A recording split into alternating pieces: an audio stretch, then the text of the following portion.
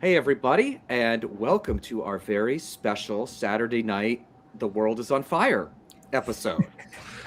Chris is in the middle of doing woodworking, and we have fortunately had very good luck getting two guests that know. Well, actually, I'm the one that knows the least about this stuff, so like I'm going to shut up for most of this. But we have Dr. Nola Haynes with us, excuse me, from the Georgetown University, is a foreign policy expert. You may have seen her on the old MSNBC and some other places. And we also have Chad Scott, who is a NATO expert with us. So we are going to really dive into it. So, guys, I titled this, What Are We Doing in Venezuela? And Dr. Nola, I'm going to go to you first. What the hell are we doing? Ooh, honey. I think only the Lord knows this one. Fair. But I can posit a few guesses. First and foremost, it strikes me as odd when I think about the founding of this country, to escape tyranny and oppression. And here we are. Apparently now we run Venezuela. That's wow. For a while? Yeah. Is that what he said? Yeah. Yeah. But honestly, what I think, what I know is happening, yes, it's oil, right? It's oil because what comes out of our ground is a certain type of oil, but what we need is the type of oil that Venezuela has. So that's one part of it, right? And then there is also the natural resources part. And then there's also the regime change part, right? So there's also this conversation that's been happening since the beginning of the administration. I always reference this article that Ben Rhodes wrote, trying to explain the concept of spheres of influence to people and what he thought was happening, regionally speaking. And right? Nola, who's Ben Rhodes for the people who don't know? Oh, I'm sorry. Ben is the former deputy national security advisor. And he's also, if I'm not mistaken, I think he's the founder of one of the organizations that I belong to, National Security Action. Yeah. But what I see happening, people are saying that they were worried that Trump was an isolationist. And Chad, let me know if you do or don't agree. But what I see is more of a unilateralist. I don't think we are kind of operating in the vacuum of isolation. There are many reasons, as to why I don't think that we are. But this kind of unilateral decision making, Trump thinking he's a king of the world, apparently, definitely the Western Hemisphere. So those are some of the things that I think it is going on here. Mm-hmm. We are stealing those people's oil and then also trying to occupy them. Yeah. Chad?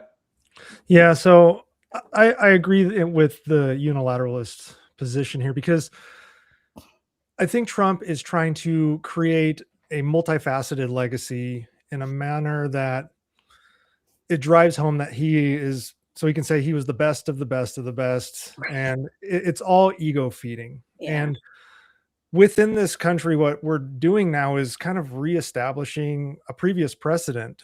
A lot of people are calling this a raid. It's more than just a raid. I think a raid kind of makes it more of a flippant point.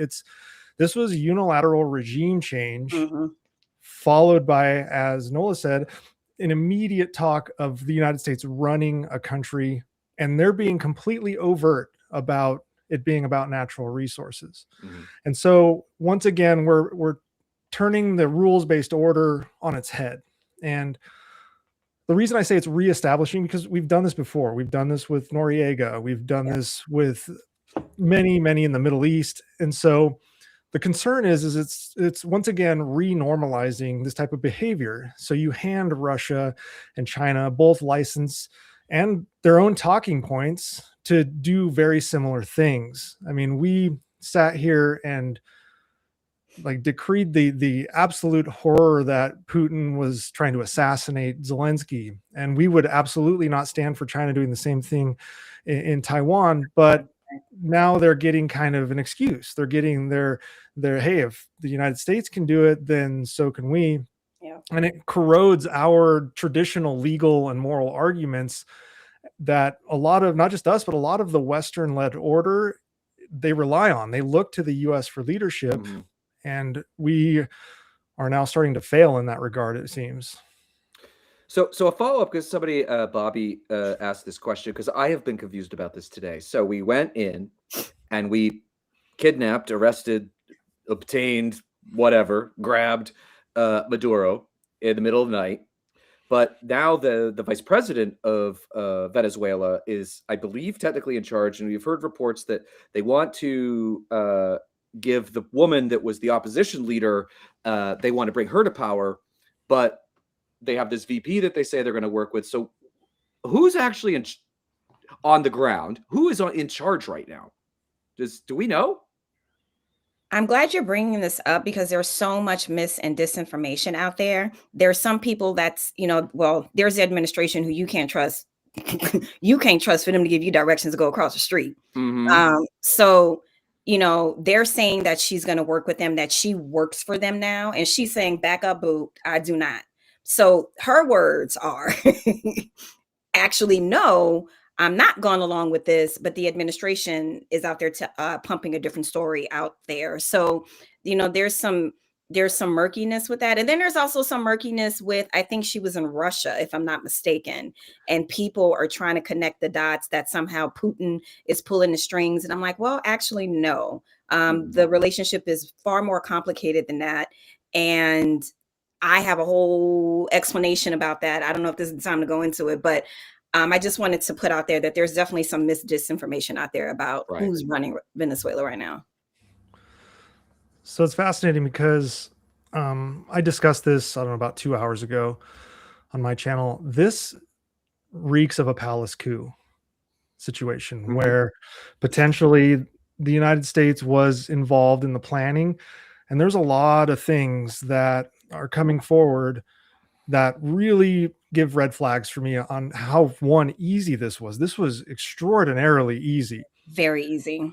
And so what we're seeing is, from not just a political standpoint, but from a military standpoint, they have a tiered defense network in Venezuela based on what should have been a multi-billion-dollar air defense system provided by Russia and Iran. And I'm the first to tell anyone out there they're garbage at building air defenses, but they're not so garbage that big, fat, 40-year-old Chinooks can just traipse across the capital city. Right. And so what I'm thinking is, we see Rodriguez, this the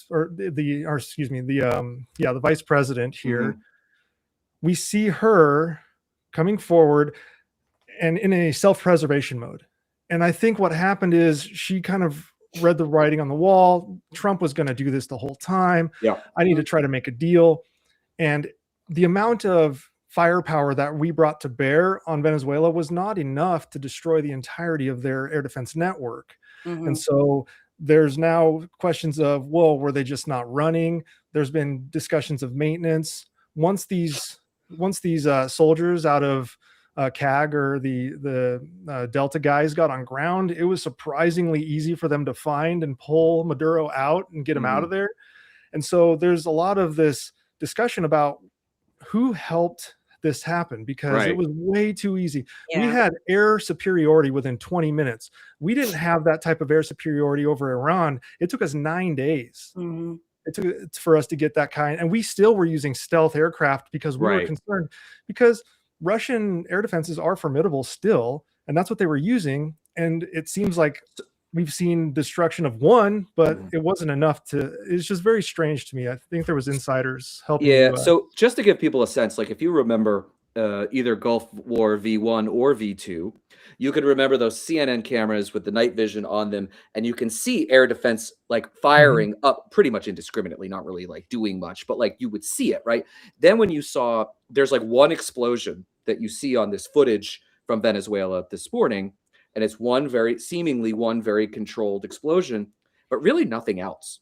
And, it seems wild to me. And I've heard this, Chad, too, and I want to get your thoughts, Dr. Nola, too. But like, you're right. It feels way too easy. And the palace coup, which you're referring to, if people don't know what that means, is essentially the government that is theoretically working for Maduro basically said he's not worth it anymore.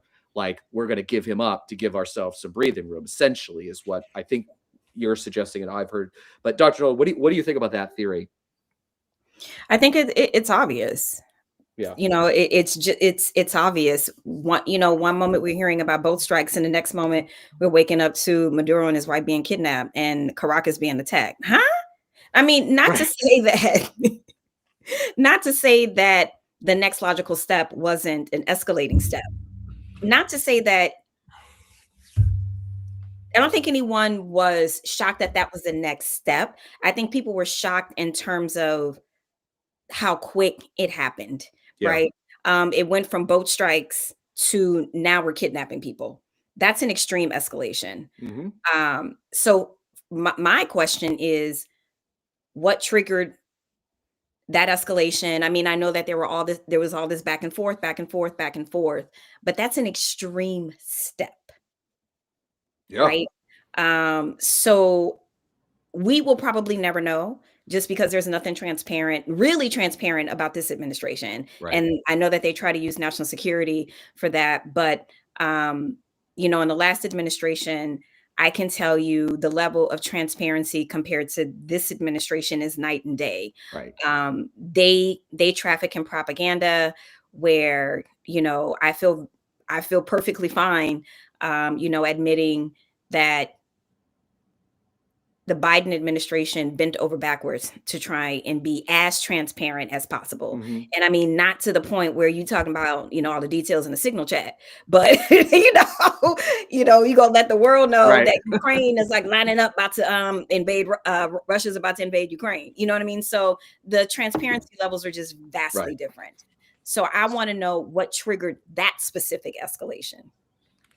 So One there's of the some things theories that out there that are talking about they're getting very close to China. I mean, the Chinese delegation, I mean, there's two reports right now. The Chinese delegation left 3 days ago with potential treaties that were going to be signed here in the near future, and that was making Trump uncomfortable.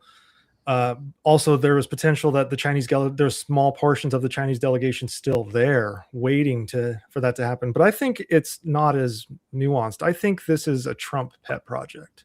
Yeah. We saw in the campaign, he talked vehemently about being just personally angry about Maduro and Hugo Chavez taking American oil. And there's Nationalizing their own oil. yeah, and so what happened is basically he was like, we just need to take it and sell it as ours. He overtly said that, He said and that. I think what he was trying to do was for the longest time get Maduro to play ball a little bit Mhm. to a point, but it became very personal for him. And unlike in his first term where he had some people that were like, hey, pump the brakes, some experts, he's not going to get that from Hegseth. He's not going to get that from his No. staff. So whenever he has some kind of whim, thankfully he has still professionals at the lower level. Like, I mean, we can talk about the policy to go in, but the Delta guys that went in, they did their job very well, and thankfully no U.S. soldiers got killed or anything. But we have to understand that I think we're operating on the whims of a leader now, and the feelings, and that's very concerning. Right. And another part of it is, yeah, I mean, are we still? And I hate to bring this up, but it gets weirder and weirder every day. Are we still distracting from Epstein? Is this are we wag the dog situation again? It's I mean, Epstein, it's Jack Smith, it's a whole bunch of so yeah. Chad Poll and, numbers, all those things. Chris, go ahead. You were going to jump in on something. Chad and Dr. Nola, could you kind of talk about the difference between like a declaration of war, a state of war, where we are now, and how this is going to affect our alliances? I've seen some kind of like mealy mouth condemnations, kind of. but no clear declaration. In this, so it's murky. And thank you for that question, Chris. It's murky because you can consider what happened today an act of war. You know, I would say the boat strikes, in my personal opinion. You know, but in terms of like, there was some statements coming out of Venezuela, which I had posted on Threads, was like the closest comment that they came to declaring war against the United States. But there hasn't been a formal declaration. However, you can take the act as an act of war, right? But there's a lot of reasons why I could see why Venezuela would want to be hesitant to declare war against the United States. Don't nobody want that. No one wants this. No one. No. So, I think that the writing is on the wall at this point. As you guys know, before I was more careful with making those distinctions. But I think, after last night, it's pretty clear, we still have boats, our presence is still there, so we'll see what's next. I mean, I genuinely hope that we don't send, I really hope it's not boots on the ground, because this is a nothing war. Yeah. And 40 people did die. I'm happy to hear that, they weren't Americans, but there was a loss Oh, of there life. was 40 civilians died. Yeah, That's the latest reporting. yeah, And I personally don't want to see Americans there in the service of a war crime. Right. That is disgusting and abhorrent to me. Well, I want to ask a really ridiculous question that I have seen by bad faith actors over and over today. So, like, buckle up. But I have heard a lot of people say, Buckle the F up. buckle the fuck up. Buckle the fuck up. Noah's right. Buckle the, because this is a crazy one, but I'm going to say it anyways, because I think part of the thing that we need to do with these chats is arm people with the information when they are in debates with people on social, that we give them the factual information. So one was today that I saw over and over again, I just rolled my eyes at, was, well, Barack Obama went and killed Osama bin Laden and he didn't have a declaration of war. So what is the difference between, yes, killing a global terrorist leader who struck the United States and killed almost 3,100 people in the worst terror attack in U.S. history, and kidnapping Maduro? Child, they just throwing goddamn spaghetti at the wall. So Yeah, I mean- I'll say that Go ahead, Chad. we are still in the echoes of 9/11, even with this Maduro situation. Yeah. What Trump is twisting the authorization for use of military forces by calling them narco terrorists. He frames them in that same terrorist model that we used to kill Osama bin Laden. The problem is that authorization is 24 years old at this point, almost 25 years old. Yeah. And What, so 2002? Yeah, it was. Yeah, it was 2001? right after 9. It was like almost. It was right after 9/11. Right after, Because he was granted for Afghanistan, and then it was basically broadly extended to the entire world, because we were able to use it to go after terrorists in Africa, go after Yep. terrorists in the South Pacific. We've used it as an excuse to go and kill people in other countries because they were labeled as terrorists. Now the difference is, when it comes to people like Osama bin Laden, or when we kill the head of ISIS, that was within the framework of what the intent was. Now we're calling heads of state in other countries terrorist leaders, the narco-terrorist label.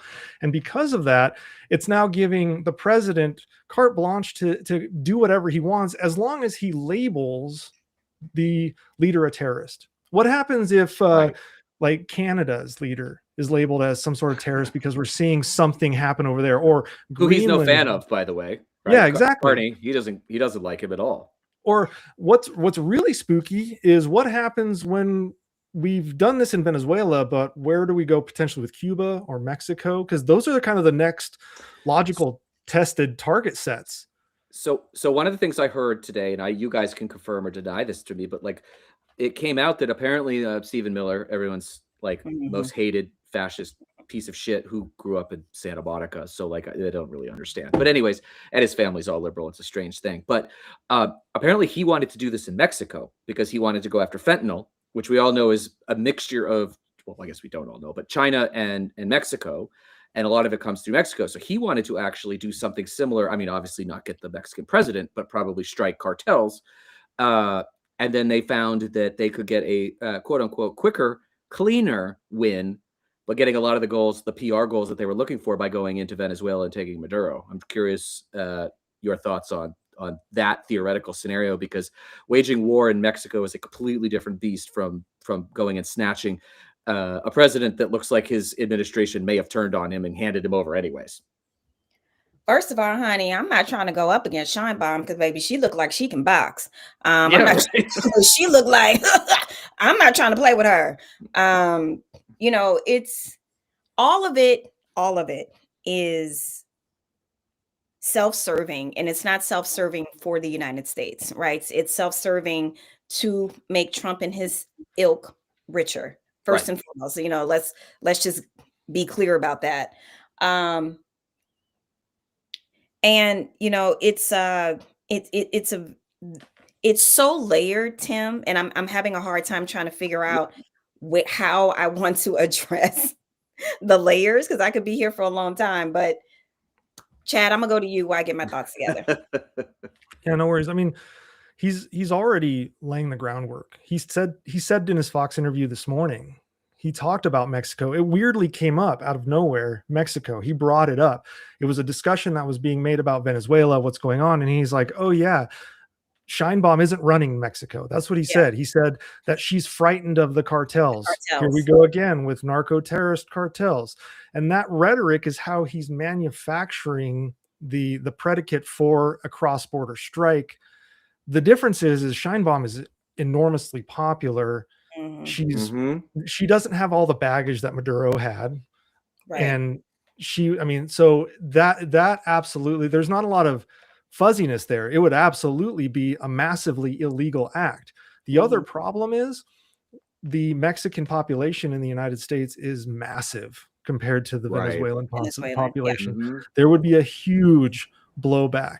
And so I worry there's going to be some alternative reason for this. And it's not going to be necessarily fentanyl. It's going to be some sort of self-defense situation where a Mexican cartel, whether it's really does something or false flag you use it as a false flag to do something in the United States. And now Trump is like, I'm protecting Americans, which is the same reason we went after Noriega, because we were protecting Americans in Colombia, and we were protecting in Panama, and we were protecting the Panama Canal. I'm worried that we're going to see that same situation in Venezuela. As of right now, that's exactly what we saw today. But it was more egregious because they kidnap people. Right. Yeah. Right. Did you guys notice today that he went from talking about what happened in Venezuela to talking about Chicago and Portland, as if there was a continuous line and these things are the same? I think that is probably the most threatening thing I think that is coming from the scenario, is that in Trump's mind, what he just did, which is kidnap a head of state, is legitimized.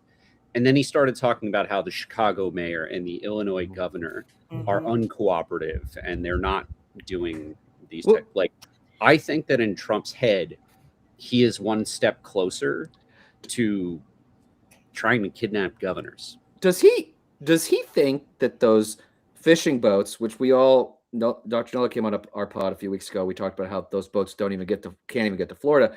Does he think those boats are like finding the Mississippi River and then going all the way up to Chicago to deliver this fentanyl that doesn't exist in Venezuela? I'm confused, but I also know I'm giving him probably too much credit. You knew exactly what I was thinking. I'm like, Tim. Yeah, it's crazy. Well, I tell you what, I'm gonna take. There's a question for Chris that I want to get to that is unrelated, but I also want to say we've got almost 200 people on here, which is great. If you are watching on YouTube, please hit the subscribe button, because then that means you'll get our content again, and when we go live. So please hit that subscribe button. But Chris, we've had countless questions here. What the hell are you doing? Yes. First of all, power tools. Delirium Red. Juan is watching, and he texted me. So this is Delirium Red. It is absolutely. Delicious. It's. I think it's like 8% or maybe a little higher. Careful. I drink it out of a large wine glass because it helps with the aroma and everything. It's an experience. But I am building an L-shaped desk. This is walnut butcher block. There's actually 2 of them here that I'm bonding together, and this is the on offense studio. I have decided that I wanted to redo the floor, which meant that I had to empty the entire room. And this is the first home project that I have ever been defeated by. Pergo, the vinyl flooring, which clicks together, like the hardwood alternative. I have never, ever in my life met a project that I couldn't just do. This is the one. Wow. I spent last weekend trying to do this floor, and I had to tear it all up because I was doing Oh, terrible. oh So wow. Well, I for have the to tell you, first time in my life, I'm calling a professional and having them do it. I have to say, Chris, I am also undefeated in home improvement projects because I don't do any home improvement projects, and my wife does, or which some MAGA's going to call me a soy boy or something now, but like whatever, or I pay somebody. So, but someone asked about my beer too. Mine is far less exciting. I actually had a Peroni to start, which is it's all Peroni's right. good. But I have a cold torpedo Sierra Nevada IPA, and the reason that I had a hodgepodge is because there is a happy hour every Thursday at the space I work at, and if sometimes I just take one for home and stick it in the fridge, which maybe is technically not okay, but nobody has Borrowing. nobody has stopped. You're taste Yeah, but testing. I'm not giving them back. Taste testing.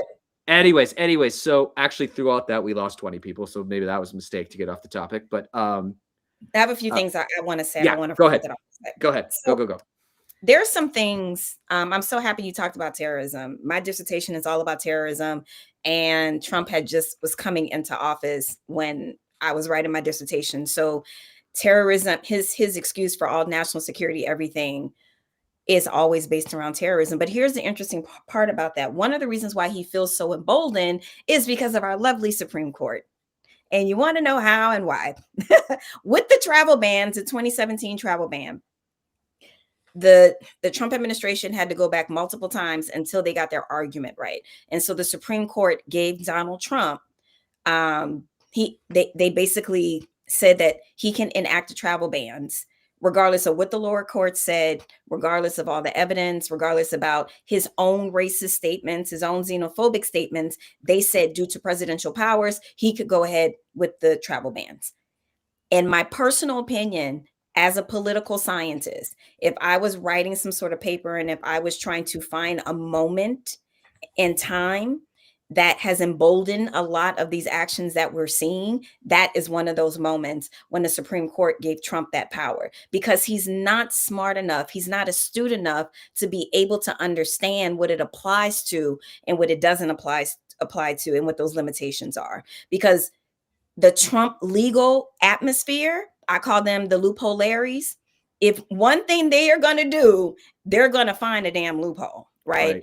And so there is, you can trace this back all the way, to 2017, and then the Supreme Court basically giving him immunity. In Trump's mind, he can do whatever it is that he wants to do. And then there's this tension between Article 1 and Article 2.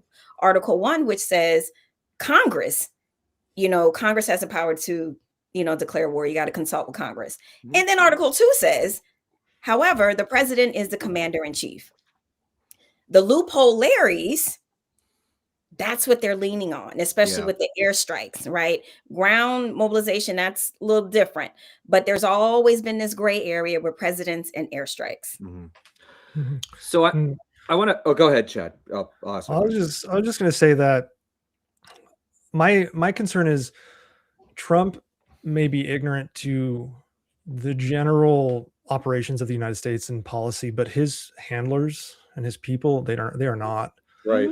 And I think we are headed for a situation, a very dangerous situation, where he's building the package, he's building the argument brick by brick. And when I say that's not him, but again, his people, his handlers, the behind the scenes people of the Project 2025, the MAGA world, things like that. He's building a world where he can find a way to stay in power. And so when you create a terrorist group out of thin air with these narco terrorists, when you say that these terrorists are now infiltrating our cities in Portland, Chicago, Los Angeles, wherever, when you have the Speaker of the House, Speaker Johnson, coming forward and saying things like, we have to win this election or Trump will be impeached, they're protecting Trump to such an extent that I've never even seen a singular party do that in history. And so what's happening now is I'm very concerned that he is finding ways very similar to how Putin does it, creating wars, creating enemies, creating if I'm not in the seat, this is going to happen. Americans are going to die. You're going to be scared. You're not going to have any money. You'll lose your job. And he's using this multifaceted approach, or he's just the vehicle of it because he knows how to be the showman, because that's what he was. He was never really a great businessman. He was just a television guy. And so he can be the face of this movement where behind the scenes people are creating a scenario where he has an excuse to undermine the Constitution in the name of national security of Americans, protecting the economy, et cetera. And I'm worried this is just the next iteration of that. Well, here is something that I have been confused about all day, and I think I know the answer, but I want the experts to tell me. So a few weeks ago, President Trump pardoned the former president of Honduras, who he also was a massive drug trafficker into the United States, was arrested, tried, convicted, sitting in prison, I believe. And somebody came whispering into Donald Trump's ear that, hey, he's from the party that we want to win in this next election, which ended up happening. How do you square those two, that you pardon one drug trafficker, serious drug trafficker to the United States, and then you actually invade someone's sovereignty to take a guy who probably is a worse human being overall, but like under the same pretense, essentially, this narco terrorism? How do we square this, or do we just not? You're asking a logical question, and I just don't think that we can't think about these things logically, right? Right. I have no evidence of this, but I'm going to say pay for play. I mean, it's definitely looking like this administration is for sale, right? If Trump could recognize that guy standing right in front of him as the Honduran president, right. You know what I'm saying? Well, he even said he didn't know who he was. Exactly. He just said, people told me that I should pardon him, so I did. This is my point. So, you are asking a logical question to which there is no logical answer for. It is what it is. And unfortunately, when you're primed for propaganda, you're not listening to the facts, the details, and logic. You're listening to, what your dear leader is telling you to listen to. But I just want to say something really quick, Tim, about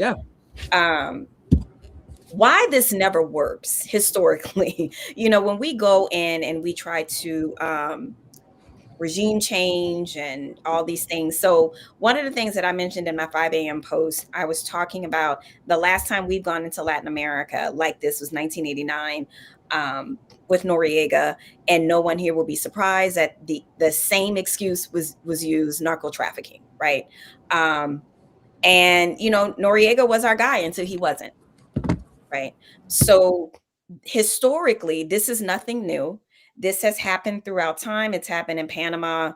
Lord knows Vietnam is one of the countries that I study historically because my dad was in Vietnam. And anyway, Chile, Iran, Guatemala, Iraq, Libya, Afghanistan. It doesn't work when we try to nation build, when we try to occupy. It doesn't work. And now we're adding kidnapping. Right. To the list of crimes. Well, and it's very important, I think, what you said, because I didn't realize today, like, I still think of myself as young, even though I'm clearly not. And there were a lot of like left-leaning influencers today. I saw one, I'm not going to call them out because it's a little embarrassing, but like very large on YouTube in particular, said, well, has the U.S. ever done this before? And the answer is yes, many times. Like, I mean, the Panama thing, I was 11, but I remember them like saying they went into his office and the cigarette was still lit, because that was how close they were to nabbing him in his office before they caught him down the road or whatever. But like, it's never worked. You're right. Like, I mean, we did it in Iran, right? And like back in the 50s, and that turned out to be a disaster. Like, why don't we ever learn? So I think that the question, why are we doing it if it's never worked before, is the wrong question. It's who benefits. Because in all of these instances, like, there has been some sort of corporate interest that is being served. And this is like the American history. the last episode of On Offense was with Jonathan M. Katz, who wrote the book on Smedley Butler. He's great. And Smedley Butler is who I named my nonprofit after. This Marine Corps general, twice awarded the Medal of Honor, who lied to join the Marines at the age of 16 so that he could fight in the Spanish-American War. Became kind of like the General Mattis of that generation back in the early 1900s. And he ended his career the second highest Marine, and very, very popular household name, and then came out and became like an anti-imperialist war protester. And he talked about how he wasn't serving democracy, he was serving corporate interests, like creating banana republics, going in and deposing democratically elected, although not always incredibly popular leaders, and installing the corporate friendly puppet. And I think Venezuela, with all of the times that Trump mentioned oil today, like something he wasn't prompted to mention, he went out of his way to talk about it a whole lot. I think it makes it like very, very clear. This is not about democracy. This is not about peace. This is not about stability. It is entirely about oil and nothing more. But the interesting thing to me is that Trump has, it's been reported that he has been going around to all of the oil execs in the United States saying like, hey, like if you could go back into Venezuela, like, would you do it? All of them have said no. There have been no yeses. So then if the oil companies don't want to go into Venezuela, what's the end game here, Chad? I want to hear like what does, I asked this question in interviews. What does success look like? It's kind of funny because they may say no outright, but Trump will find a way to incentivize them to move in there. He'll find a way to get them in there. I mean, if they're just sitting there going, yeah, as an investor using our own money, that's way too volatile, and it's going to be volatile. And the reason it's going to be volatile is because there's people with guns that still have a vote in that country. The cartels, we didn't get rid of them. They're still there. We just took out Maduro. His vice president is still in power at this point now. Now, because of that, it becomes a very volatile situation. That's like saying, if we took out the Iranian leader, would we send oil in? No, we're going to wait some time and make sure that it's a good place and time. This is what the business leaders would say. But the funny thing is when Chris was talking about who benefits, it's clearly the Trump inner circle. Right. There's no way around it, because the American people, we don't benefit. In fact, the U.S. starting to flood Venezuelan oil to other countries is going to undermine the U.S. oil production. And so because of that, our own oil industry may suffer. What's also super fascinating, and I'm not even sure Trump thought of this as a second or third order effect, this massively negatively impacts Russia. And I'm happy about that. Right. But the Venezuelan oil being opened up with U.S. control is going to absolutely crush Russia's ability to transport their oil. And this notion, and that's going to absolutely hurt Putin's ability to leverage anything in his war. And so people will say that China is going to be hurt, but only 4% of Venezuela, or only 4% of Chinese oil is Venezuelan. But China will benefit from the drop in oil prices so that they can plus up their strategic reserves in a potential fight for Taiwan. And I just worry that no one thought of the after effects of this, some of them good for us, some of them bad. And the reason no one thought of it is because Trump doesn't care. He doesn't care. Right. It's about him and his business buddies who lost money on Russian oil when we told them they can't, when Exxon and all of those companies built their refineries in Russia.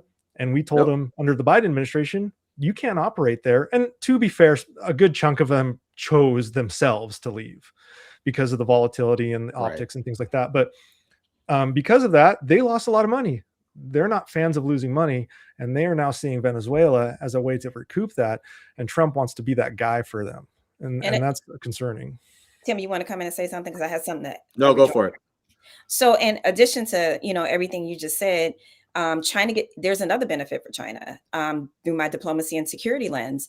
China gets to be who we once were, Mhm. right? And we Yeah, are absolutely. continuously Yep. ceding ground to China. Their stability, correct. Yeah. You know what I'm saying? Like this is how I'm thinking about it. Like I'm legit thinking about. Y'all may not know what I'm talking about, but I'm just gonna go ahead and say it. So here's an analogy. I'm thinking about the Kendrick and Drake beef, and in between was J. Cole.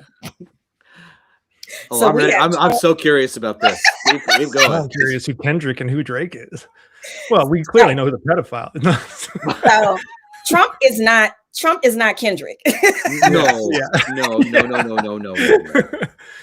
And so Putin is J. Cole, and so Trump is Drake. Now here's my thinking here. J. Cole saw the situation and he was like, wait a minute. Do I stand to gain or lose if I get involved in this beef? He stepped out, right? Mhm. China has maneuverability. They've put themselves in a position to where they can kind of be neutral and then come in and swoop in, if they Yep. want to. And so you have Trump, who's definitely not Kendrick, and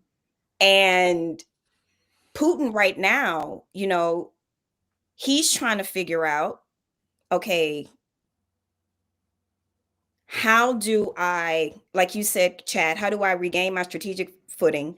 Because this does undermine everything that Putin's been trying to accomplish in Latin America for years. Because people need to understand, Russia and China have been in Latin America and Africa for a very long time. So Yep. when I hear people talk about, oh, Putin is running the play here, I'm like, no, that's not the geopolitical situation. It's actually far more tenuous than that, in that you have instances where Putin and Xi have aligned. You have a situation with Ukraine and Russia. There's a loose security agreement. They've come together on space policy. Yep. So they're not besties, but they do understand that they have interests, they have connected interests. And so Putin isn't one of those figures where he has the swag right now to be able to pull those strings the way people think that he is the point that I'm trying to get to.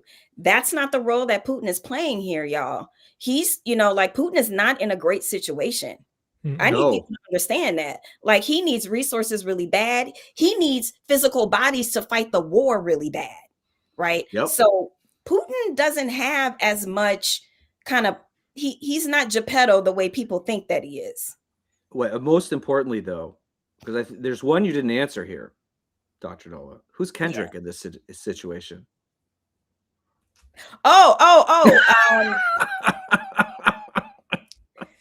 My bad. Actually, you can nominate yourself if you'd like. If you'd like to pick yourself, you could do that. I messed up my own analogy. I got lost. No, because I was like, wait, because I know just enough to know what this is about. I think Chad was a little confused. I think you said, but no, I know. But oh, you got it. I thought you said you didn't. Okay, I'm not that old. Right. Come on now. Well, I'm older than you, so I'm the one that's probably. Well, does Chris know? Actually, okay. I don't know shit about culture. Well, that's why I was Kendrick Lamar is. Yeah, that's why I was making a joke. And China could be Kendrick. I think that's where I was going with that. China could be Kendrick because we are ceding ground. Drake made his own bed, honey. Don't get me going, y'all. Do not get me going. Hey, I didn't know much about that beef, and I knew enough to be like, Drake, dude, sit this out, man. Yeah, like, this sit down, baby. You going against the GOAT. Like, maybe not do that. Like, and let me tell you, she is out here making moves, and also while being able to retain the moral high ground, because China's talking about diplomacy, right? Which is kind of in and of itself hilarious. Because when I was at Department of State, and I know in my briefings, China is not our bestie. I'm just saying. No. Well, and Russia as a declining power is there's a potential that they're going to drag China into something that China doesn't want to deal with. Russia Right. right now should be embarrassed. What happened in Venezuela, no matter how you shape it, Russia should be embarrassed by what happened. Either their equipment didn't work, and From the we've seen it straight. not work. Yeah, we've seen it not I'm work sorry, I'm in sorry. Israel or in Iran. We've seen it not work in Ukraine, or they have so little influence in Venezuela that once the singular head of state gets removed, the whole country looks to the United States and goes, "Oh no, we're totally with them. We're with you, US." So either way, Russia looks inept from a manufacturing standpoint, or they look inept from a geopolitical influence Yeah. standpoint. And Putin is feeling that weakness, which is why he's been very, very quiet in this Venezuela situation. That's not a good thing, though. Putin on the geopolitical stage is being backed more and more and more into a corner, and that is concerning. And Venezuela was just another proof that he was told he was king shit of the world by all his people, and he's getting consistently proven that he's not. And Mhm. he's really seeing I it. And Xi Jinping is now becoming that person. He's Hmm. totally becoming the Right. big brother, and that's Yep. concerning to Putin. Chad, And what was so so I saw this stuff again. I am reading this and I don't know that Swan Lake was being played wherever the president's or the dictator, I should say, his mansion where he lives and has been hiding because he's afraid of everybody. Do you know anything about that? Like what that's all about, or is that just some bullshit I saw? I'm the not only a thing that I conspiracy know of person, so. is so every once in a while, some brilliant Ukrainian hackers find a way Ah, to hack. So Swan Lake, I don't know if you know the historical context. That was what was being yeah, played when the Soviet Union was collapsing, right. and it was basically, hey, nothing's wrong, everything's cool, just Yeah, watch Swan Lake. And yeah, so it's the Ukrainians every once in a while like to remind Russia that they're on a path, and they are on a path. Period. End of story. For collapse. I don't care what is going on. They will be. Might not happen this year. It might not happen in 5 years, but they are on a path where they will collapse eventually because of the current status they're Well, in. And Putin, it will be the reason for that. So, how and how many China will have to deal with it. how many people have they lost in Ukraine? Well, total casualties are like 1.2 million, which includes wounded, desertions, and captured too. But yeah, something like Is it 1.2 million 1.2 million for the Russia? for Russia. Yeah, that's total casualties. Like, I Now, mean, with dead, it's usually 1/3 of that. So dead, I want to say it's like 400,000 or 500,000. but they've lost 500,000 from their military, Mhm. well, in their prisons and other places. But Yeah, like, and I mean, this has to be one of the greatest foreign policy disasters that, I mean, we have a couple of them, but like one of the greatest foreign policy disasters that anybody has ever made was invading Yeah. Ukraine, right? I mean, It's this only is gonna like take 3 days in and out. three, Mhm. yeah. Yeah. And Mhm. how many generals like I remember reading at the beginning, it was like so many generals are dying, and I'm like, why are these generals in harm's way? But then I learned they put people forward and whatever. But like, but 500,000, and also there have been like there have been strikes in Russia too, right? Like they've gotten Mhm. the Ukrainians have gotten very good with drones. They've gotten very good with hacking, which I assume is because of us, the previous administration, not the current one. Um, but yeah, I mean, like if it has to be one of the worst ones ever, right? Like, I mean, this will be the thing that everybody remembers him for, and it's a disaster. When ironically he was trying to reconstitute the greatness of the former Right. USSR. And honey, you Right. gonna go out sad. Mm-mm. You gonna go out sad, bruh. Well, it's like, and I don't know, maybe I'm getting ahead of myself here, but like people are like, well, he's going to go to Georgia next. I'm like, well, can he? He Like, already went to Georgia for a while and failed there too. He right, consistently fails. He failed in Moldova. And what's Mhm. right, funny is I don't condone what we did in Venezuela, but I'm just going to put it to you, frame it in a way that shows just how different the United States is and Russia. Russia or the United States did to Venezuela in 30 minutes what Russia has been trying to do to Ukraine right, in almost 4 years and 500,000 deaths. right. That's the technical capability difference between US operators, technology, planning, and Russian. Yeah, Again, I don't condone what we did in Venezuela, but the geopolitical reality is, and I consistently say this, is and I use this term and I can't remember who the author was that wrote it, but we have transcended the superpower status. The United States Oh is yeah, a it's right. hyperpower. yeah, Yeah. Yeah. We can project power anywhere in the world and do these types of things. Russia cannot even do it to their neighbor. And their neighbor, who is, I mean, on the global, it was on the global power rankings. They were like 74th, and Russia was like third, or it was, yeah, they were third or fourth. But you're talking about the red, what I call the red myth. I mean, right? Because Yeah. even, when Russia went into Ukraine, I just remember like all the talkers, which I was one of them, but I remember all the talkers just talking up, Russia's capabilities. Yep. And then come to find out their shit is from like World War One. Oh, like yeah. that's just how Right. old and raggedy. Like literally 100%. drones are out there blowing up. Yeah, 100%. It's really funny because I'm wearing a t-shirt right now that says Joint Multinational Readiness Center. That's the training center for multinational countries in Europe, where I was a trainer and a planner, and I worked with NATO stuff. And we trained, this was back in from 2015 to 2018, in that realm when I was doing this. We truly thought Russia was just as capable as us across the spectrum. We were training Yeah. countries like, hey, this is a peer That's what competitor. they're This good is at. serious. Yeah, everything we can That's do, the only they can thing they're do.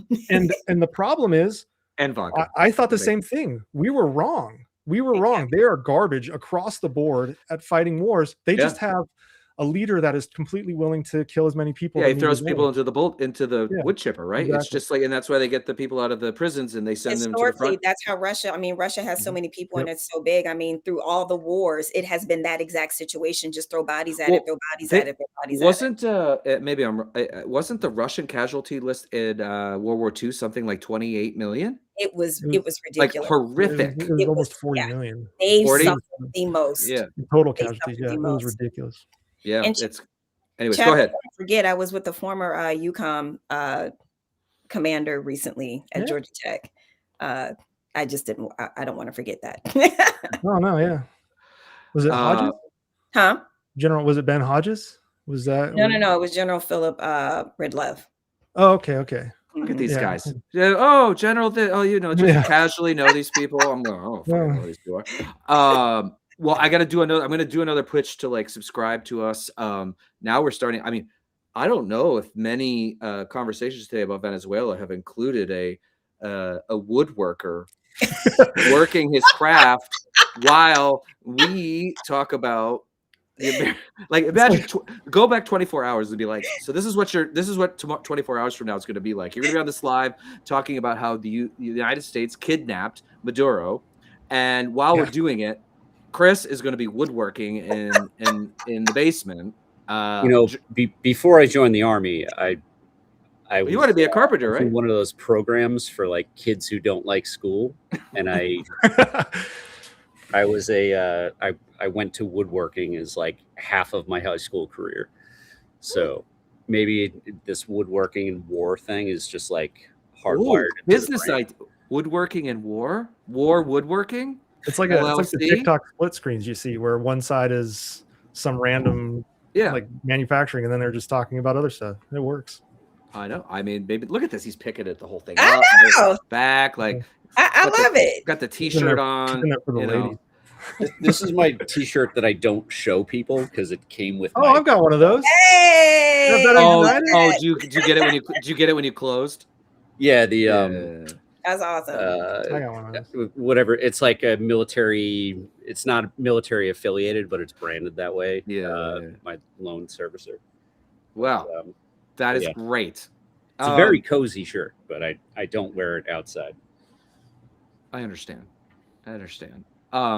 So I'm gonna drop the mic in a second, Chris. So I'm gonna need you to guard for like a couple minutes, unless maybe you guys will answer these questions before I come back, because I just need to go upstairs for a second. Or with a Woody. What the hell? I'm looking at the comments. Oh, people are starting to get. Y'all, they sipping too. Yeah, they're sipping. Well, they're a few deeper than we are. Actually, that's what I want to go upstairs. But so I'm gonna ask this question, that I'm not gonna hear it, so I will just try to pretend. But anyways, so what happens now? Like what does Trump do? Like he says we're running it. Like what does that look like? And Actually, Chris. Pete Hegseth. Pete Hegseth is running. Oh my God. He's Okay. the new king of Venezuela. All right. Yeah. Is it him or is Marco Rubio going to be head of USAID, State Department, What Venezuela? USAID? Oh, well. Yeah. That's just It's like a guy 600,000 and his people. friend. Yeah.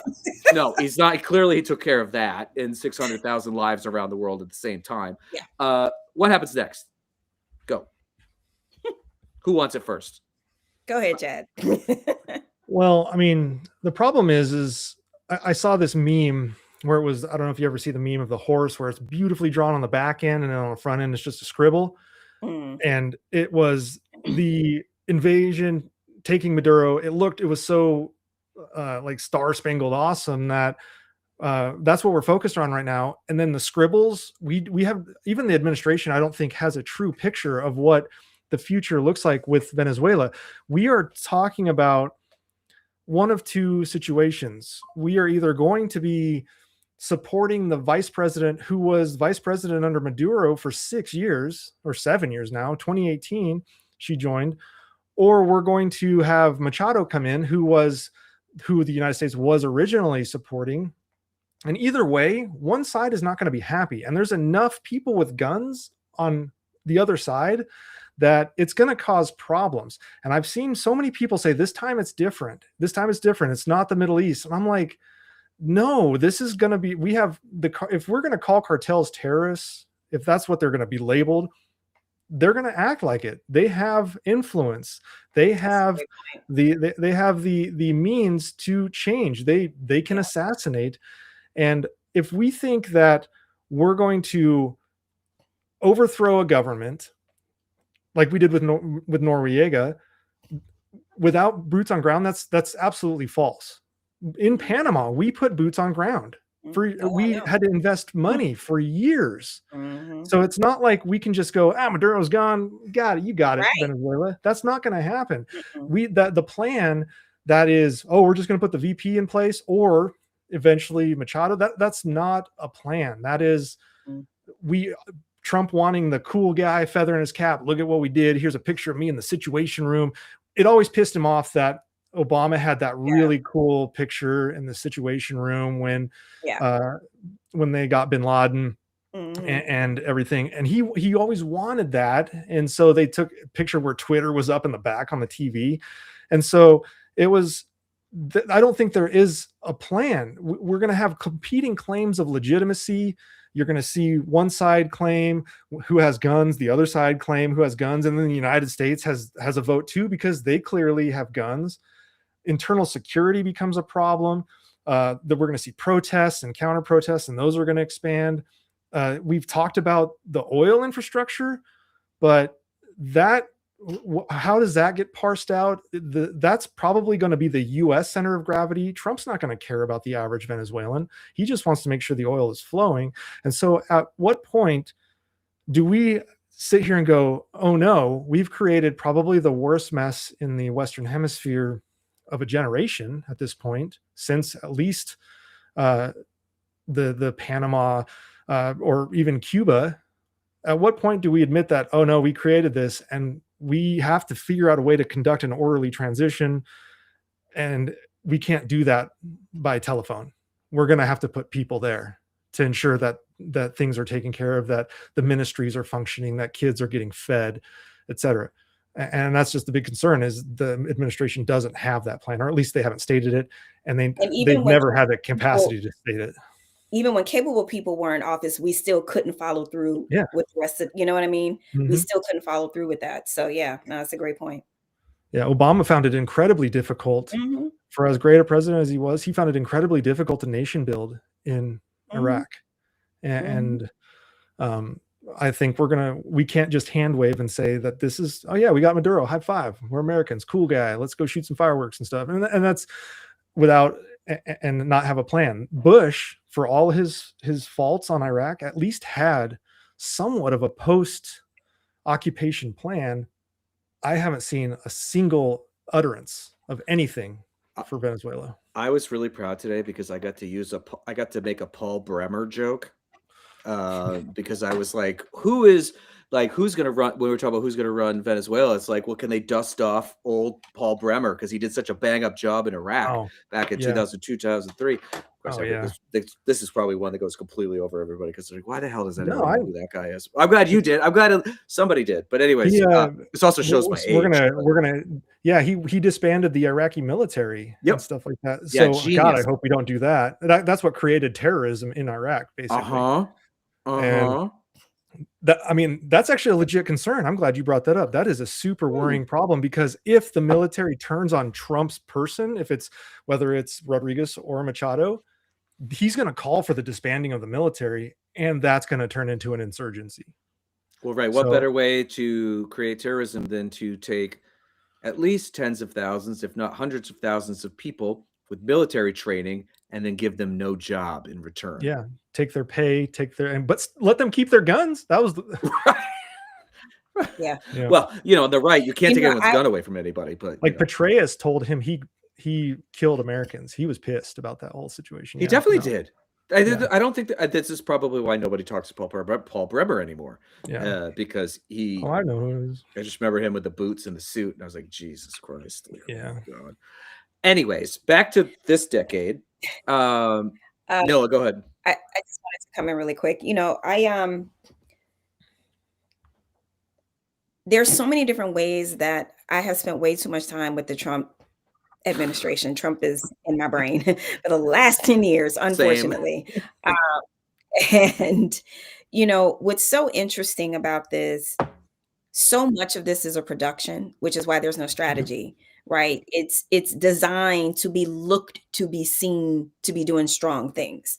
There's no strategy. There's no day after plan. There's no, near term. There's no long-term plan. It's the performative act of looking strong, right? In addition to him trying to change the news cycle in really extreme ways. But again, it speaks to the fact that Trump has always had a hard time with reality because he's never lived in it. And then, especially his foray into C-list Hollywood, he just doesn't exist in a world of reality. So there's that level. And then when you have the cabinet members who have no real expertise, right? They are simply there out of dark and misplaced loyalties, self-serving, and they don't know how to do their jobs. So you have a calamitous situation that is going to be shambolic and chaotic because there is no strategy. Wait, Dr. Nolan, are you telling me that being the weekend anchor of Fox and Friends is not qualifications to be the Secretary of Defense? You know what? Aren't you being a little unfair here? You may learn a thing or two reading breaking news, but I actually, I don't know if you know the intricacies of how to like create a sanction. So I do think that there is a difference between Hegseth, who clearly has no idea he lives in an alternative reality, and Rubio. Like Rubio, yes. So we thought Rubio, you could see, I think, you could see in his face during the press conference today when Trump was saying shit, where it was like clearly hadn't been run by Rubio at all. Like, oh yeah, the people standing next to me are going to be running Venezuela. Like Rubio's poker face sucks. He was like so bad. Every press conference he did that with Zelensky. His face was like, "What the hell are we doing?" Well, yeah, but it doesn't matter because he still goes out and do the policy. You know what I'm saying? Just like with MT. What's her name? Marjorie Taylor Greene. I don't give a damn what your face say. No, your actions. What you do. Yep. Yeah. Well, she's full and you talking about invading your own motherland, boo boo. Today, you talking about going into Cuba anyway? Oh, this whole deal, Trump, her separating with Trump is because he wouldn't endorse her for Senate. He didn't want her to do it. That's what that whole beef is about. Now it's not about Epstein or it's not about Venezuela or any of this shit. Like she's just mad because she didn't want to be a backbench congresswoman that nobody would listen to because she's fucking crazy. And so now she's going to go to the private sector and make a ton of money peddling. She's going, I bet, She's gonna go to I Fox. would, well, I was going to say, I could see her as the next Alex Jones. Her I mean, crisis yeah. comms team is Podcast, bomb, yeah. though, honey. Whoever the Yep. hell running her crisis comms, run them the check because they are doing a great job. Oh, yeah. I mean, They have rehabbed her. I'm not falling for it, but no, a lot of people, but I've seen a lot of Democrats be like, oh, well, welcome to the resistance. I'm And like, they can please all don't get say that. mad. First of all, do not call this the resistance. God, this is a terrible name. But like, we've also did it before. But yeah, she's bad. like the she's, voting record, that's who the person is. the The action. and don't forget, before she was a member of Congress, she chased. God damn, this mic holder. I told people before this was a problem. She chased David Hogg around the Capitol, yelling at him about how Parkland didn't happen. Oh yeah, that was disgusting. Like, and she wasn't even a member of that. That's how she It's inhuman. won her seat. Was that and so like she was, like you said, like her voting record absolutely, which is insanely bad. But also her character before, not to mention that she had affairs and then cheated on her husband and then like married that guy, and there's all this like workout stuff drama with what did they do? What's the one that's basically a cult? The workout thing. Shit. Maha, is that it? No. You're CrossFit. CrossFit. Yeah. Oh, CrossFit. Honey, I mean, Jasmine Crockett broke her soul in I do half. not do She had to do something different. Jasmine broke her ass down. I mean, I did Orange Theory for 5 years, which is kind of like a Barry's. It's like a rowing, and then weights, and I thought I was going to die. But like the CrossFit stuff, it's basically like, yeah. To each their own. I can beat that. You want to know? I always joke and say I was in a fitness cult, but no, this shit is real. So I did the OG Taibo in Sherman Oaks. With Billy. Really? Yep. Is that Billy Banks? Billy trained me for years. No I way. learned how to kickbox there. Like I literally took boxing and kickboxing very seriously because I was in the studio. And so we were a cult. I'm just gonna go ahead and say it. Like we bought all the merchandise and we were in there 5 days a week, honey. Like we were in there deep. Whatever happened to it? I mean, it was a trend and people got Right, tired and then of it just go. it. Yeah, it's like Yeah, Suzanne it Summers had that like Yeah. what was the thing that she put, the whatever, the hip flex thingy, whatever, I don't know what it's called. But I'm also making myself sound very old by talking about that. But well, Nola, we were talking about we got a little special last time we did this, Chad, or 2 times ago, Chad announced his podcast with the Find Out Media crew. Him and Mr. Global are going to be doing a show.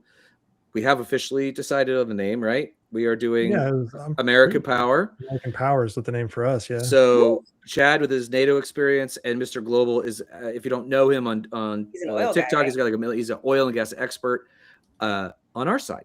So they're going to talk about, because let's be honest, most of these international conflicts, including the one we're talking about right now, usually have something to do with natural resources, and so that is important. But Nola, what are we doing? Yes. What are we doing? Well, okay. So, oh my gosh, I'm like nervous and excited at the same time. So, we don't have a formal date yet, but sooner than later, my podcast on Find Out Media will be dropping soon. And the name of my podcast is I'm Not Jack Ryan. That's pretty good. I love it. But tell them why. Because that's a good story. Okay. So the reason why is because my dad is convinced that I'm Jack Ryan. And especially when I was at Department of State, he was convinced that I really worked for the CIA. I love it.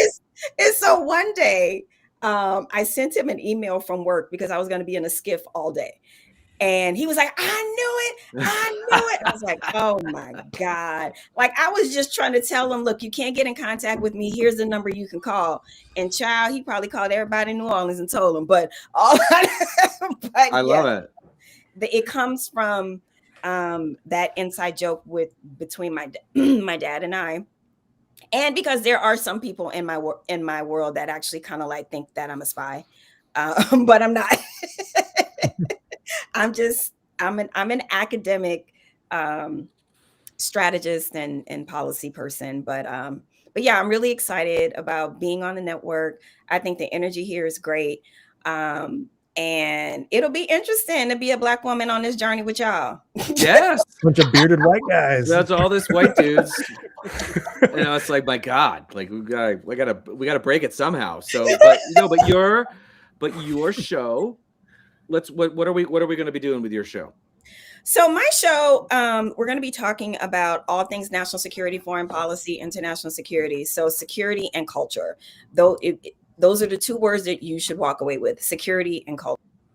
But we're going to make it fun. We're going to make it interesting. So say, for instance, like an episode that I'm really excited to have, like this is my dream get. This is a dream get. You ready for this? I want to talk to, oh my God, his name just escaped my brain, and that's crazy. But because I was about to say Michael Jordan, but that's not what I'm talking about. I'm not talking about Michael Jordan. I'm talking about the actor. Renowned foreign policy expert Michael Jordan. Yeah. Right. That does seem like the world of podcasting. MJ. So are you anti-Maduro or pro? Like, what's your... Yeah. Anyway, sorry, go ahead. Yeah. So, I mean, what I'm trying to say is how Michael, oh my God, Black people are going to... Are you talking about Michael B. Jordan? Thank you. Yes, the B. I forgot the B. You were right.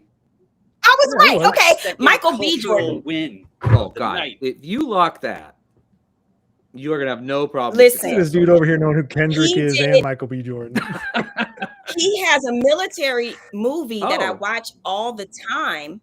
And so I want to do, not only do I want to have these conversations, and obviously we need to get Dems elected, but the way in which national security shows up in our culture in movies and films, I want to bring people in to have those conversations around impact through the creative lens, right? So I want to have all of these different types of conversations. We're going to have insiders, we're going to have outsiders, and we're going to have very, very nerdy people, because I'm Not Jack Ryan is very, very, very expert friendly. What we're not about to do is dumb it down. Having a relatable conversation is very different. Yep. From dumbing things down. I think that's actually part of the problem.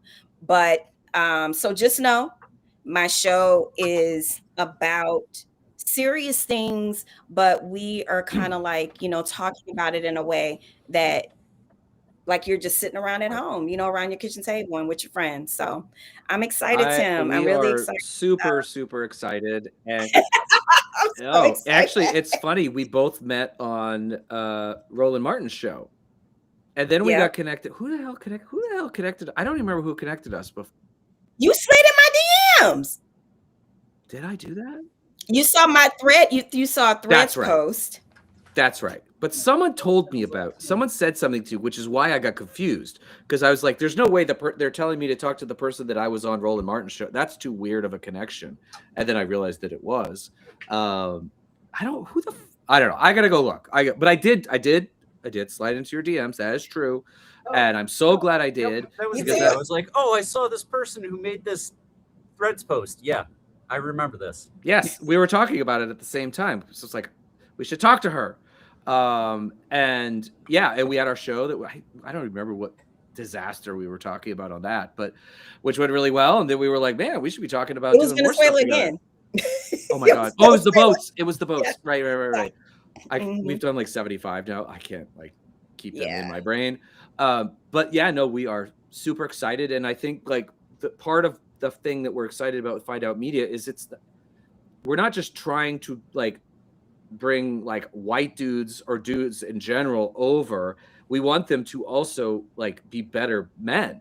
And so just listening to a bunch of us idiots is not necessarily the way to do that. That's why we need a well-rounded audience, different perspectives that we are super, excited about, because I also don't have the solutions to all of our problems. And it's so great. We can jump on this because we all were talking. So we're like, well, Venezuela's up, Chad America Power, and I'm Not Jack Ryan over here, and we can do these things, and we can bring it to everybody, which is why we're super excited, and that's why I need you to subscribe below to stay in contact with us so that we can tell you where these shows are when they go live. Tim, I'm sorry. I got to address something in the comments. Oh, Chris, hold on. I need to know, what does an old Japanese movie sound like? What the hell does that mean? I'm addressing the comments. wait, what is this? What's Somebody happening? I said missed it. sound like an old Japanese movie. I don't know what that means. What is? I don't. This is way. I'm trying to find it now. I'm trying to go back. Is and that find like it. Charlie Brown's mom? I don't know. Is What that that means. Oh, Japanese. Is that one of my movie. students? Oh, I know. Are you just getting like slayed by somebody you know? Oh my God, that's hilarious. I'm sorry. I didn't mean to interrupt you, Chris, but I couldn't let that slide. Oh, that's okay. So there's someone who thinks that I am Jack Ryan, I and can that is one disgraced former general, Yes. Mike Flynn. Tell this story. This So is great.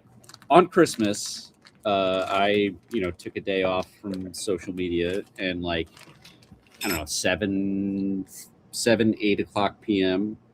I get a text from one of my friends from kind of like the OSINT community being like, "Hey man, are you okay?" Which is always, a great like thing. And it turned out that Mike Flynn had discovered that I've been talking shit about him for approximately 10 fucking years. And like had a conniption fit and just posted all over social media about how I'm a CIA agent who infiltrated January 6th and was responsible for the insurrection. All sorts of crazy conspiracy theory shit, which naturally resulted in the usual, the death threats and all like. But yeah, it was a fun Christmas. That is how Mike Flynn spent his Christmas evening, was posting about me on every social media platform. Yeah, but you know what? The second because obviously he told me the story when it actually, I think we were talking about it when it was going on. Did you tell the Facebook part or did you not? Yeah. I've been Facebook friends with Mike Flynn since he was picked as picked by Trump for the first administration. As soon as his name came out, I just sent him a friend request and he fucking accepted, because he's the dumbest man on the planet. Well, what I was going to say was that he shut the fuck up when you came out and said that you were Facebook friends with him, and you even showed the photo of where you actually met him once. That's hilarious. This guy is a fucking idiot, because you had told us months ago. You were like, "Oh yeah, me and Michael Flynn are Facebook friends," and I was like, I've said What? that in multiple documentaries. It has made it like into multiple award-winning documentaries where like, yes, I am Facebook friends with Mike Flynn. Like, he's like, "Oh, he's spying on me." Like, bro, you accepted my friend request in 2016, and I'm simply just watching what you post online. "How'd you get all those cameras, Chris? How'd you get all it's not even like he's setting these things to private so only his friends can read it. Like, I knew that he was getting arrested because he posted some like emo shit on Facebook back in 20 whenever the fuck it was. Like I could tell when Flynn was having a personal crisis, because he would post like a picture of contrails in the sky that looked like a cross. And like, I knew that meant like, oh, he's having a fucking moment. Like, this guy has been indicted. And I swear to God, I write an intelligence report about it. And like, Mike Flynn is having a hard time. And then fucking 2 hours later, a news story comes out like Mike Flynn is going to jail. That guy was in charge of was he like what was his job? He was the Defense Information Agency. Yeah, intelligence. Excuse me. Yeah, and Obama fired him. Right? He fired him because he's a fucking psycho and left a warning. Not only fired, but left a warning on the way out. Oh, what did he? Like, don't fire this guy. Oh, did he say that? Yes. Oh my God. I mean, and his brother is also was high up in the military or still is, right? Like, but is not. He is, right? On January 6th, he was responsible for security in the Capitol. Yeah. Oh. That didn't go well. Oh, right. That didn't go Yeah, well. I mean, which spawned At a bunch all. of conspiracy theories. Like, I think incompetence is the answer to most of the problems that happened. Dude was so bad, Around Trump Flynn's. fired him after 24 days. But I was friends with. So after I became friends with Mike Flynn on Facebook, I just sent friend requests to every Flynn because it's a big Irish family. Yeah. So there are tons of cousins. So I get to see all of the Flynn like craziness Like, because to this day. yeah, I just like Joe Flynn, his brother Joe Flynn was until Facebook like started cracking down on I don't know COVID disinformation. Joe Flynn was a great source of information because that motherfucker just could not post about anything. And the dude absolutely worships his brother like he's a fucking actual deity. So Oh, God. any time that him and like Mike Flynn were starting a business or like anything that I needed to like research, Joe Flynn just posted it on Facebook, so I didn't have to do any Jesus. digging. And then Like- also his son is a dipshit too, right? Yeah, I met him at the QAnon conference. By the way, what happened to them? They just got everything they wanted. Wow, ass sentence. So Why did that stop? 2 days before the 2022 elections, which was supposed to be the red wave that never happened. Right. I went to Branson, Missouri, Oh, my which God. I had never been there before. I didn't know shit about it. When I got off the plane and go to the rental car place, the lady asks like, "Hey, have you ever been here before?" I'm like, "No, I'm just, here for work. I'm just doing a thing." And she's like, "Well, it's like Vegas if Vegas was designed by Ned Flanders." And that is the most accurate description of any city or place I have ever heard in my life. It is like Ned Flanders' version of Vegas. Lots of neon, lots of like Jesus Christ shit. But anyway, so I met Mike Flynn Jr., who, while I had a GoPro strapped to my chest because I'm dressed like a QAnon guy, so it's just me in camouflage with a bunch of cameras, and I talked to Mike Flynn Jr. for like an hour and a half about all this like Pizzagate conspiracy theory and like him being like harassed by the government and all sorts of shit. So Oh my Mike God. Flynn said in his posts, and he confirmed this after I was like, "You're a fucking joke," that he reached out to Susie Wiles and Kash Patel to investigate me without mercy. And I'm like, was cool, jealous. bro, because Kash Patel was a featured speaker at that QAnon conference, and I have the video. So sure, FBI, come investigate me because I'll gladly fucking make this public record. Oh, So, these I mean, fucking people. this shit's all public. It just hasn't been well reported. But Yeah, but that was you must well- you must have gotten some crazy shit on that. Was that Christmas Eve? it was Christmas Day. Oh, it was Christmas Day. Wow. Yeah. This week I don't even know. Like Christmas Day, What like day it is? a week I- ago, wasn't it? Yeah, Like yeah. it was like this wasn't old news. This just happened. Oh, yeah. This Because I remember the Oh, yeah. conversation you were having in the chat about it, and I was like, because I got jealous. I was like, how come I can't get on any of these lists? Well, you're joining Find Out Media. You probably Yeah, will be. yeah. So let's. Don't say that. Or you'll be on the list. I gotta go back. I gotta go back when the next administration come in and fix I this need shit. to talk to you because I want to go and work for state at some point. Well, I just can't. if 'cause I we can't all move do to well, DC guys, yet. maybe the power of Find Out Media will get Yeah. you there. I don't know. We All got to right, back guys. the right horse.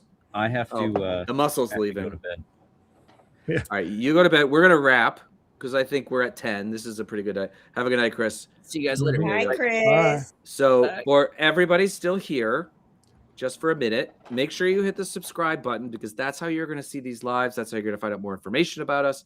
Find out when American. I'm pointing over because Chad's over here and Nola's behind me, but below. Chad over here with American Power and Nola with I Am Not Jack Ryan. I think we will make this announcement of all of our shows because we actually have not only these guys, there are 6 others. Mhm. No one said no to us. We were kind of like, well, we'll see. We don't know if this model is going to work, whatever. Then everybody said yes. We got to stop talking to people because we're getting more good ideas. And I'm like, we actually don't have enough people to do it. But yes, so subscribe to the YouTube channel here. And we are You know, we're going to be making announcements in the next few weeks, but we are very, very excited. And our goal overall is to help move more men to the left, and we are doing that through a variety. We just happen to have two foreign policy centric shows with a little more culture and entertainment. Though Chad, you and Mr. Global, if you guys want to talk about the Kendrick Lamar and Drake Oh yeah, battle, I'm sure I would pay to watch Global is that. well versed in Kendrick Lamar. He'd be like, "What? Who?" I don't know. You know, He might be. He surprises you sometimes. So you know. yeah. Well, we're all going to be one happy family. I am super excited about it. So everybody, thank you for watching, and thank you to Chad, Dr. Nola, for joining us tonight. Yeah. We're getting more professional. We have a new employee starting on Monday, which is very exciting, and we are interviewing 2 more. So like these are going to become more regular. And generally, what we do is every Wednesday night at 8:45 p.m. Eastern, we come on here and just hang out. You know, sometimes we have a cocktail, sometimes we don't, and as we get bigger, we're going to do more of these. So I want to thank everyone. This is actually the most popular one we have done, other than our election night show earlier late last year. I'm now in 26. So I have to remember that. So many people interested. So this was great, guys. So we're definitely going to do these more because Trump's going to do more dumb shit abroad. We're going to have to talk about it. So anyways, thank you all. It's 10 o'clock on the East Coast. Enjoy your evenings. Thank you, Chad. Thank you, Dr. Nola. We'll talk to you guys soon. Yeah. Bye, guys.